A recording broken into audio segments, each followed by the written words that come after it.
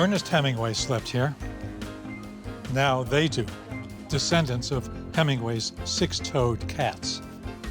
The Hemingway home is dedicated to preserving the legacy of author Ernest Hemingway and of his cats. In Key West, anything goes. Chickens need no reason to cross the road, or a license, for that matter. But when the Federal Department of Agriculture got wind of the museum's cats, it dictated how they should be cared for. The museum challenged it on Commerce Clause grounds and said these cats are marooned at the very southern tip of Florida, will never cross the state line, and furthermore, they were not bought or sold, they were merely born. To the framers, commerce meant I send something to you in Boston when I'm in New York. That was interstate commerce of the kind that could be regulated.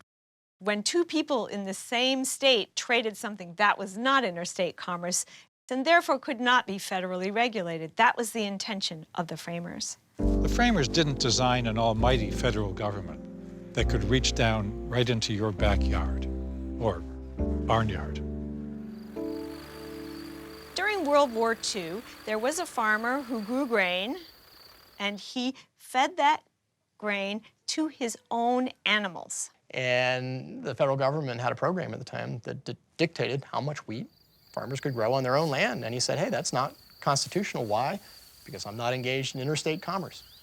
But in Wickard versus Filburn, the highest court in the land thought otherwise. And in a convoluted analysis, the Supreme Court declared that because that wheat would not be used in interstate commerce, it still impacted interstate commerce through some type of displacement. So they're taking the Commerce Clause and stretching it like a rubber band to apply to any kind of business when it was originally meant just to be for cross-border commerce, like it says. I agree, but some scholars disagree. In their view, there's little, if anything, beyond the regulatory authority of the federal government. In an economy like ours, things really are interconnected. And what goes on one farmer's farm really does affect what happens elsewhere.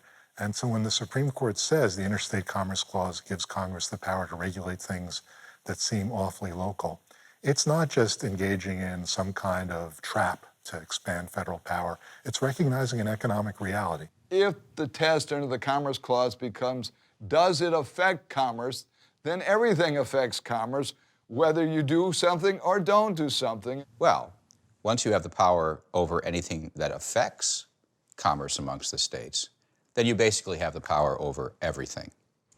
Everything? Even Hemingway's cats?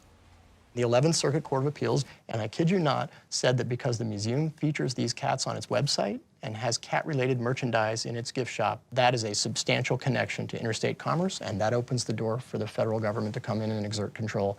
Not making that up.